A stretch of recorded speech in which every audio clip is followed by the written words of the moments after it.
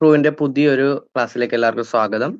നമ്മൾ മൈക്രോബയോളജി ആണ് നോക്കിക്കൊണ്ടിരുന്നത്. മൈക്രോബയോളജിയിൽ ഇനി നമുക്ക് പ്രധാനമായിട്ടും 5 മാർക്കിന് ചോദിച്ച് കണ്ടിട്ടുള്ള ഒരു ഏരിയ ആണ് ഹോട്ട് എയർ ഓവൻ എന്ന് പറയുന്നത്. നമുക്കറിയാം സ്റ്റെറിലൈസേഷൻ എന്ന് പറയുന്ന ചാപ്റ്റർ പഠിക്കുമ്പോൾ നമ്മൾ പഠിച്ചിരുന്നു. സ്റ്റെറിലൈസേഷന്റെ ഫിസിക്കൽ ഏജൻസിൽ ഹീറ്റ് എന്ന് പറയുന്ന ഏജന്റിൽ ഡ്രൈ ഹീറ്റും മോയിസ്റ്റ് ഹീറ്റും ഉണ്ട്. അതിലെ ഡ്രൈ ഹീറ്റ് എന്ന് പറയുന്ന പ്രിൻസിപ്പിൾ വെച്ച് വർക്ക് ചെയ്യുന്ന ഒരു ഉപകരണമാണ് ഹോട്ട് എയർ ഓവൻ എന്ന് പറയുന്നത്. നമുക്കറിയാം സ്റ്റെറിലൈസേഷന് വേണ്ടിയിട്ട് ഹോസ്പിറ്റൽസിലൊക്കെ ഉപയോഗിച്ച് വരുന്ന ഒരു ഇൻസ്ട്രുമെന്റ് ആണ് ഹോട്ട് എയർ ഓവൻ. അപ്പൊ അതാണ് നമ്മളിത് നോക്കാൻ പോകുന്നത്. ഒരു 5 മാർക്കിന് വേണ്ട പോയിന്റ്സ് ആണ് ഈ ഒരു സ്ലൈഡിലുടനീളം നമ്മൾ എടുത്തിരിക്കുന്നത്. അത് ജസ്റ്റ് നമുക്ക് പറഞ്ഞു പോകാം. അപ്പൊ നമുക്ക് ആദ്യം ജസ്റ്റ് ഒന്ന് ഹോട്ട് എയർ ഓവന്റെ ഒരു സ്ട്രക്ചർ നോക്കാം. ഇതാണ് ഒരു ചതുര പെട്ടി പോലെയാണ്. അതിനകത്തൊരു റാക്ക് ഉണ്ട്, പിന്നെ അതിനകത്തൊരു ഫാൻ ഉണ്ട്, ഒരു തെർമോമീറ്റർ ഉണ്ട്, ഒരു ടെമ്പറേച്ചർ കൺട്രോളിന് വേണ്ടിയിട്ട് അതിന്റെ ഒരു ഏരിയയും കാണുന്നുണ്ട്. അപ്പൊ ഇത്രയും 4 സ്ട്രക്ചർ ആണ് മെയിൻ ആയിട്ട് നമുക്ക് ഇതിനകത്ത് അറിയേണ്ടത്. ജസ്റ്റ് ഈ പിക്ചർ ഒന്ന് അറിഞ്ഞു വെച്ചിരിക്കുക എന്നുള്ളതേ ഉള്ളൂ. ഇതിന്റെ പ്രിൻസിപ്പിളും അല്ലെങ്കിൽ അതിന്റെ വർക്കിങ്ങും ഒക്കെ പറയുന്ന സമയത്ത് നമുക്ക് ഇതെല്ലാം ഒന്ന് മൈൻഡിൽ വരണം. അതിന് വേണ്ടിയിട്ടാണ് ഈ പിക്ചർ ഒന്ന് ആഡ് ചെയ്തിരിക്കുന്നത്. ജസ്റ്റ് ഒന്ന് നോക്കുക. ഓക്കെ, ഇനി നമുക്ക് hot air oven. Hot air oven എന്ന് പറയുമ്പോൾ നമ്മളുടെ മൈൻഡിൽ ആദ്യം വരേണ്ടതെന്ന് പറയുന്നത് ഇത് വർക്ക് ചെയ്യുന്നത് ഡ്രൈ ഹീറ്റിലാണ്. ഓക്കെ, ഇനി ഡ്രൈ ഹീറ്റിൽ ഏറ്റവും കൂടുതൽ അതായത് മോസ്റ്റ് വൈഡ്ലി യൂസ്ഡ് ചെയ്യുന്ന ഒരു സ്റ്റെറിലൈസേഷൻ മെത്തേഡാണ് ഹോട്ട് എയർ ഓവൻ എന്ന് പറയുന്നത്. അതായത് ഡ്രൈ ഹീറ്റിന്റെ കേസിൽ ഏറ്റവും കൂടുതൽ യൂസ് ചെയ്യുന്നത് ഹോട്ട് എയർ ഓവൻ ആണ്. ഇനി അതിന്റെ ഹോൾഡിംഗ് പീരീഡ് പറയുന്നുണ്ട്. ഒരു 160°C എത്ര മണിക്കൂർ? 1 അവർ. പിന്നെ നമ്മൾ എന്തൊക്കെയാണ് സ്റ്റെറിലൈസ് ചെയ്യുന്നതെന്നാണ് പറയുന്നത്. ജസ്റ്റ് ആ പേരെല്ലാം ഒന്ന് വായിച്ചു നോക്കുക. ഇതിൽ നിന്ന് ഏതെങ്കിലും 3 എണ്ണം നമുക്ക് ഓർത്തു വെക്കാൻ പറ്റുന്നത് മാത്രം നോക്കുക. Glass wires, forceps, scissors, scalpels, swabs, liquid paraffin, dusting powders, sulphonamides, fat, അങ്ങനെ ഒരുപാട് കാര്യങ്ങളുണ്ട്. ഓക്കെ, ഇതിനകത്ത് ജസ്റ്റ് നമുക്ക് ഏതെങ്കിലും ഒരു 3 എണ്ണം, അതായത് ഗ്ലാസ് വെയർ, ഫോർസെപ്സ്, സിസേഴ്സ് അങ്ങനെ മാത്രം നോക്കി വെക്കുക. നമുക്ക് ഏതെങ്കിലും ഒരു 3 എണ്ണം മതി എസ്സേയിൽ ആഡ് ചെയ്യാൻ. നമ്മൾ മെയിൻ ആയിട്ട് പറഞ്ഞത് ഡ്രൈ ഹീറ്റ് ആണ് ഇതിന്റെ പ്രിൻസിപ്പിൾ എന്ന് പറയുന്നത് നമ്മൾ യൂസ് ചെയ്യുന്നത്. പിന്നെ ഹോൾഡിംഗ് പീരീഡ് എന്ന് പറഞ്ഞാൽ ഒരു 160°C 1 അവറിലേക്കാണ്. ഇനി അടുത്തതെന്ന് പറയുന്നത് ഈ ഹോട്ട് എയർ ഓവന്റെ കേസിൽ നമുക്ക് നേരിടുന്ന ഏറ്റവും വലിയൊരു പ്രശ്നമാണ് ഈ ഹോട്ട് എയർ ഓവനിലെ ഹോട്ട് എയർ. അതൊരു ബാഡ് കണ്ടക്ടർ ആണ്. അതായത് കണ്ടക്ടിവിറ്റി പൊതുവെ കുറവാണ്. അപ്പൊ അതിൻ്റെ കൊണ്ട് തന്നെ അതിന്റെ പെനിട്രേറ്റീവ് പവറും കുറവാണ്. അങ്ങനെ ഉള്ളത് കൊണ്ട് നമ്മൾ ഇവിടെ പൊതുവെ എന്ത് ചെയ്യും? ഒരു ഫാൻ യൂസ് ചെയ്യും. അതാണ് നമ്മൾ ഇതിനകത്ത് ഒരു മെയിൻ പോയിന്റ് എന്ന് പറയുന്നത്. അതായത് ഹോട്ട് എയർ ഒരു ബാഡ് കണ്ടക്ടർ ആയതുകൊണ്ട് നമ്മളൊരു ഫാനിനെ യൂസ് ചെയ്യുന്നുണ്ട്. ഫാൻ എന്തിനാന്ന് വെച്ചാൽ ഈ എല്ലായിടത്തേക്കും ഈവൻ ആയിട്ട് എയറിനെ ഡിസ്ട്രിബ്യൂട്ട് ചെയ്യുക, അതിൻ്റെ അകത്ത് എയർ പോക്കറ്റുകളൊന്നും ഉണ്ടാവാതിരിക്കുക, ഒരു യൂണിഫോം ടെമ്പറേച്ചർ അതിൻ്റെ ഉള്ളിൽ ഫുള്ളായിട്ട് മെയിൻറ്റെയിൻ ചെയ്യാൻ വേണ്ടിയിട്ടാണ് നമ്മളിത് യൂസ് ചെയ്യുന്നത്. ജസ്റ്റ് ഒന്ന് ഓർത്ത് വെക്കുക, ഈ ഹോട്ട് എയർ എന്ന് പറയുന്ന ഒരു ബാഡ് കണ്ടക്ടർ ആണ്. അപ്പൊ ആ കേസിൽ നമ്മളൊരു ഫാൻ വെച്ചിട്ടാണ് എല്ലായിടത്തേക്കും എയറിനെ ഡിസ്ട്രിബ്യൂട്ട് ചെയ്തെടുക്കുന്നത്. ഓക്കെ, അത്രേ ഉള്ളൂ. അടുത്തതെന്ന് പറയുന്നത് ഇതിലെ അറേഞ്ച്മെന്റ് എങ്ങനെയായിരിക്കണം എന്നാണ് പറയുന്നത്. അതായത് നമ്മൾ കണ്ടിരുന്നു ആ പിക്ചറിൽ ഒരു റാക്ക് ഉണ്ട്, അതിനകത്താണ് ഐറ്റംസ് അടുക്കി വെക്കുന്നത്. അപ്പൊ അടുക്കി വെക്കുന്ന സമയത്ത് ഒരു ഫ്രീ സർക്കുലേഷൻ അതിന് കിട്ടുന്ന രീതിയിൽ വേണം ചെയ്തു വെക്കാൻ വേണ്ടിയിട്ട്. അതായത് ഒരുമിച്ച് കൂട്ടി വെക്കാതെ എല്ലാത്തിന്റെയും ഇടയിൽ ഒരു കറക്റ്റ് ഗ്യാപ്പ് ഇട്ടിട്ട് എല്ലാം ഒരു യൂണിഫോം രീതിയിൽ അറേഞ്ച് ചെയ്ത് വെക്കുക. അങ്ങനെയാണെങ്കിൽ നമുക്ക് എല്ലായിടത്തേക്കും എന്ത് ചെയ്യത്തുള്ളൂ? എയറിന്റെ ഫ്ലോ കറക്റ്റ് ആയിട്ട് ഉണ്ടാകത്തുള്ളൂ. ഓക്കെ, രണ്ടാമത്തെന്ന് പറയുന്നത് ഇത് ഹാൻഡിൽ ചെയ്യുന്നത്. അതായത് നമ്മൾ ഇതിൻ്റെ ഉള്ളിൽ ഗ്ലാസ് ആയിട്ടുള്ള ഐറ്റംസ് യൂസ് ചെയ്യുകയാണെന്നുണ്ടെങ്കിൽ ശ്രദ്ധിക്കേണ്ട കുറച്ച് കാര്യങ്ങളുണ്ട്. ഒന്നെന്ന് പറയുന്നത് ഗ്ലാസ് ഐറ്റം ഏതും ആയിക്കോട്ടെ, അത് കംപ്ലീറ്റ് ആയിട്ട് ഡ്രൈ ആക്കിയതിനു ശേഷം മാത്രമേ അതിൻ്റെ ഉള്ളിൽ വെക്കാൻ പാടുള്ളൂ. പിന്നെ പറയുന്നത് ടെസ്റ്റ് ട്യൂബ്, ഫ്ലാസ്ക്, 2 ഐറ്റം. നമുക്ക് ജസ്റ്റ് ഒന്ന് ഓർക്കാം. ഒരു ഹോളോ ആയിട്ടുള്ള 2 ഗ്ലാസ് വെയേഴ്സ് ആണ് പറയുന്നത്. അവരുടെ ഉള്ളിൽ എന്ന് പറയുന്നത് കോട്ടൺ വൂള് നിറച്ച് വെച്ചിരിക്കണം. കോട്ടൺ വൂള് നിറച്ചിട്ടായിരിക്കണം അത് വെക്കേണ്ടത്. രണ്ടാമത്തേന്ന് പറയുന്നത് പെട്രി ഡിഷും പിപ്പറ്റ്സും. അവരുടെ കേസിലാണെങ്കിൽ അതിൽ ക്രാഫ്റ്റ് പേപ്പറിൽ പൊതിയണം. ജസ്റ്റ് ഒന്ന് ഓർത്ത് വെക്കുക. ഇപ്പം നമ്മൾ ഈ ഹോളോ ആയിട്ടുള്ള ഏതെങ്കിലും ഗ്ലാസ് വെയർ ഉണ്ടെന്നുണ്ടെങ്കിൽ അതിനകത്ത് കോട്ടൺ നിറച്ച് വെച്ചിട്ട് വേണം നമ്മൾ എന്ത് ചെയ്യാൻ? ഈ സ്റ്റെറിലൈസേഷൻ ചെയ്യാൻ പാടുള്ളൂ. അതിൻ്റെ ഉള്ളിൽ വെക്കുന്നതിന് മുന്നേ നമ്മളിങ്ങനെ ചെയ്തിരിക്കണം. അടുത്തത് പെട്രി ഡിഷും പിപ്പറ്റും. ഇതിന്റെ കേസിൽ എന്ന് പറഞ്ഞാൽ ഇതിനൊരു ക്രാഫ്റ്റ് പേപ്പറിൽ പൊതിഞ്ഞിട്ടായിരിക്കണം അതിൻ്റെ ഉള്ളിൽ വെച്ചിരിക്കേണ്ടത്. ഓക്കെ, അത്ര ഇമ്പോർട്ടൻ്റ് ആയിട്ടുള്ള കാര്യങ്ങളെല്ലാം നമുക്ക് എസ്സേയിൽ ഉൾപ്പെടുത്തേണ്ടതാണ്. ഈ ഹെഡിങ്ങുകൾ മാത്രം പഠിക്കുക. അറേഞ്ച്മെന്റ് എങ്ങനെ അറേഞ്ച് ചെയ്യണം, പിന്നെ ഗ്ലാസ് വെയേഴ്സ് ഹാൻഡിൽ ചെയ്യുന്നത്, ഹാൻഡ്ലിങ് ഗ്ലാസ് വെയേഴ്സ്. ആ 2 ഹെഡിങ് ഓർത്ത് വെച്ചാൽ നിങ്ങൾക്ക് തന്നെ ഇത് എഴുതാൻ പറ്റുന്നതേ ഉള്ളൂ. അടുത്തത് പറയുകയാണെന്നുണ്ടെങ്കിൽ റബ്ബർ മെറ്റീരിയൽസ് പറയുകയാണെന്നുണ്ടെങ്കിൽ പൊതുവേ ഒരുമാതിരിപ്പെട്ട ഒരു റബ്ബറിനും ഈ ഒരു ടെമ്പറേച്ചറിൽ എന്ത് ചെയ്യാൻ പറ്റില്ല, ടോളറേറ്റ് ചെയ്യാൻ പറ്റില്ല. പക്ഷെ അതിൽ സിലിക്കോൺ റബ്ബർ ആണെന്നുണ്ടെങ്കിൽ അവർക്ക് സേഫ് ആയിട്ട് നമുക്ക് യൂസ് ചെയ്യാൻ പറ്റും. സാധാരണ ഒരുമാതിരിപ്പെട്ട റബ്ബേഴ്സിനൊന്നും ഈ ഒരു ടെമ്പറേച്ചറിൽ പിടിച്ചു നിൽക്കാൻ പറ്റില്ല. പക്ഷെ ആകെ പറ്റുന്നത് സിലിക്കോൺ റബ്ബറിലാണ്. ആ ഒരു പോയിന്റ് ഓർക്കുക. റബ്ബർ മെറ്റീരിയലിൽ ആകെ നമുക്ക് ഓർക്കേണ്ടത് സിലിക്കോൺ റബ്ബറാണ്. അടുത്തത് ഇനി സ്റ്റെറിലൈസേഷന്റെ കണ്ടീഷൻസ് ആണ് പറയുന്നത്.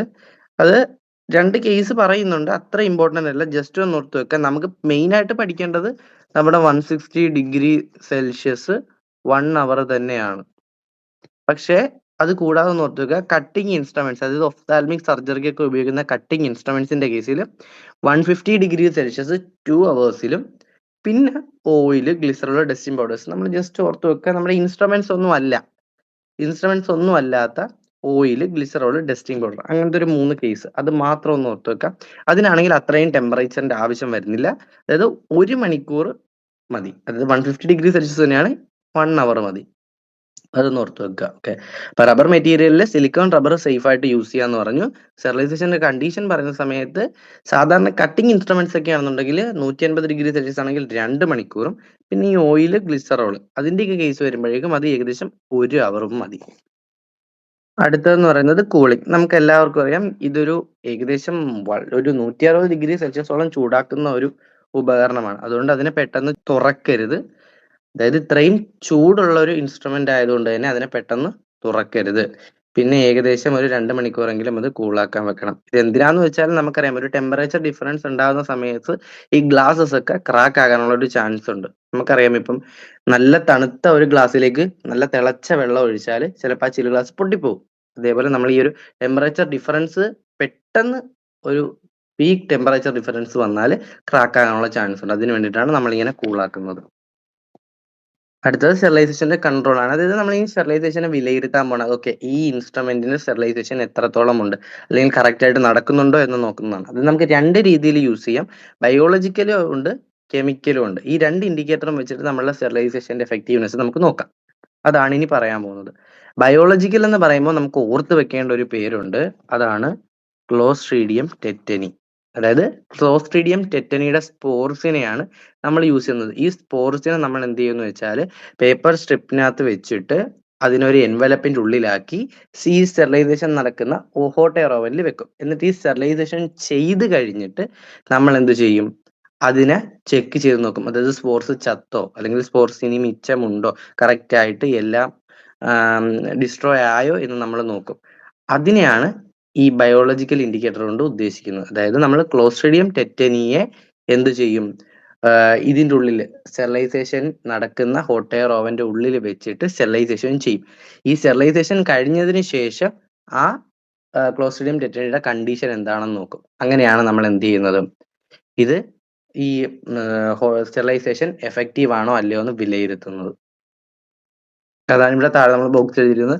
ആബ്സെൻസ് ഓഫ് ഗ്രോത്ത് ആണെങ്കിൽ സക്സസ്ഫുൾ സ്റ്റെറിലൈസേഷൻ. അതായത് അതിനകത്ത് ഗ്രോത്ത് ഇല്ല എന്നുണ്ടെങ്കിൽ സ്റ്റെറിലൈസേഷൻ നടന്നു, ഇല്ലെങ്കിൽ അതിന് എന്തോ ഒരു പ്രശ്നമുണ്ടെന്ന് നമുക്ക് മനസ്സിലാവും. ഇപ്പൊ ക്ലോസ്ട്രീഡിയം ടെറ്റനിയാണ് ബയോളജിക്കൽ ഇൻഡിക്കേറ്റർ ആയിട്ട് യൂസ് ചെയ്യുന്നത്. ഇനി കെമിക്കൽ ഇൻഡിക്കേറ്റർ ആയിട്ട് പറയുകയാണെന്നുണ്ടെങ്കിൽ ഒരു ബ്രൗൺസ് ട്യൂബ് എന്ന് പറയുന്ന ഒരു സംവിധാനമുണ്ട്. ഇതിനകത്തെന്ന് പറഞ്ഞാൽ ഈ ബ്രൗൺസ് ട്യൂബിനകത്ത് ഹീറ്റ് സെൻസിറ്റീവ് ആയിട്ടുള്ള ഒരു കെമിക്കലാണ് ഉള്ളത്. ഇതിന്റെ കളറ് ഗ്രീൻ ആയിട്ട് മാറുകയാണെന്നുണ്ടെങ്കിൽ അതിന്റെ അർത്ഥം നമുക്ക് എന്ത് പറയാം, പ്രോപ്പർ ആയിട്ടുള്ള സ്റ്റെറിലൈസേഷൻ നടന്നു എന്നാണ് മനസ്സിലാക്കാൻ പറ്റുന്നത്. ഓക്കെ. അപ്പം ഒരു കെമിക്കൽ ഇൻഡിക്കേറ്റർ എന്ന് പറയുമ്പോൾ ബ്രൗൺസ് ട്യൂബ് ആണ് യൂസ് ചെയ്യുന്നത്. അതിനകത്ത് ഗ്രീൻ സ്പോട്ട്സ് ആണ് ഉണ്ടാകുന്നത്. ഓക്കെ, ഇതൊരു കെമിക്കലാണ്. ഈ കെമിക്കൽ ഹീറ്റ് സെൻസിറ്റീവ് ആയതുകൊണ്ട് തന്നെ നമുക്ക് വേണ്ട ഡിസൈർഡ് ടെമ്പറേച്ചറിൽ ഇത് എത്തുകയാണെന്നുണ്ടെങ്കിൽ നമുക്ക് ഗ്രീൻ സ്പോട്ട് കാണാൻ പറ്റും. അങ്ങനെ നമ്മളുടെ സ്റ്റെറിലൈസേഷൻ കറക്റ്റ് ആയിട്ട് നടന്നു എന്ന് വിലയിരുത്താൻ പറ്റും. 2 കേസാണ് ഇപ്പൊ പറഞ്ഞത്. ബയോളജിക്കലിൽ ക്ലോസ്ട്രീഡിയം ടെറ്റനിയും, കെമിക്കലിനകത്ത് ബ്രൗൺസ് ട്യൂബ്. പിന്നെ അതിന്റെ ഒരു പിക്ചർ ആണ് നമ്മൾ പറഞ്ഞിരിക്കുന്നത്. ഇപ്പൊ ഇത്രയും പറഞ്ഞ കേസ് ഒന്ന് നോക്കുക. നമ്മളുടെ മെയിൻ ആയിട്ട് നമ്മൾ പറയുന്നത് ഒരു ഫാൻ ഉണ്ട്. അതാണ് നമുക്ക് മെയിൻ ആയിട്ട് അറിഞ്ഞിരിക്കേണ്ടത്. ഇത് hot air is A bad conductor. അപ്പൊ ഈ ഒരു ഫാൻ വെച്ചിട്ടാണ് കറക്റ്റ് ആയിട്ട് എയർ ഡിസ്ട്രിബ്യൂഷൻ നടക്കുന്നത്.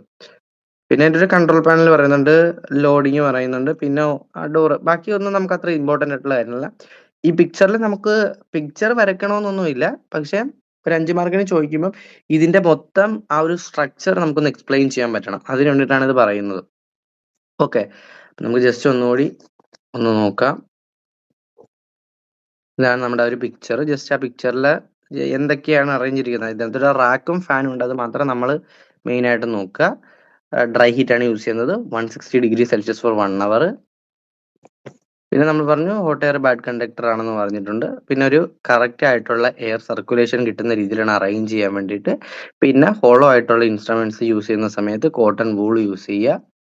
പിന്നെ റബ്ബർ മെറ്റീരിയൽസിൽ സിലിക്കോൺ റബ്ബർ മാത്രമേ വിത്ത്സ്റ്റാൻഡ് ചെയ്യത്തുള്ളൂ. പിന്നെ സ്റ്റെറിലൈസേഷൻ കണ്ടീഷൻ അത് ജസ്റ്റ് ഒന്ന് അറിഞ്ഞു വെച്ചിരിക്കുക. 150°C 1 അവറിന് പറയുന്നത് ഓയിൽ ഗ്ലിസറോൾ ഒക്കെയാണ്. ബാക്കി ഇൻസ്ട്രുമെന്റ്സിനൊക്കെ 2 അവറെങ്കിലും വേണം. അടുത്തത് പറയുന്നത് കൂളിംഗ്, പെട്ടെന്ന് കൂളാക്കാൻ പാടില്ല. പിന്നെ സ്റ്റെറിലൈസേഷൻ കൺട്രോളിൽ ബയോളജിക്കലിൽ ക്ലോസ്ട്രിഡിയം ടെട്രയും കെമിക്കലിൽ ബ്രൗൺസ് ട്യൂബുമാണ് യൂസ് ചെയ്യുന്നത്. ഇതാണ് നമ്മളുടെ ഹോട്ട് എയർ ഓവൻ പറയുമ്പോൾ നമുക്ക് ആ ഒരു 5 മാർക്കിന്റെ ക്വസ്റ്റ്യനിൽ ആഡ് ചെയ്യേണ്ടി വരിക. ഇനി സ്റ്റെറിലൈസേഷന്റെ എസ് ആണ് ചോദിക്കുന്നതെന്നുണ്ടെങ്കിലും നമ്മൾ ഹോട്ട് എയർ ഓവൻ എന്ന് പറയുന്നത് അത്യാവശ്യം കണ്ടന്റ് ഉള്ള ഒരു ഏരിയ ആണ്. അതിനെ എഴുതുന്ന സമയത്ത് ഇതിലെ മൊത്തം പോയിന്റ്സും വേണ്ട, എന്നാൽ എല്ലാ ഹെഡിങ്സും ഉൾപ്പെടുത്തിയിട്ട് എഴുതാൻ ശ്രമിക്കുക. Okay, thank you.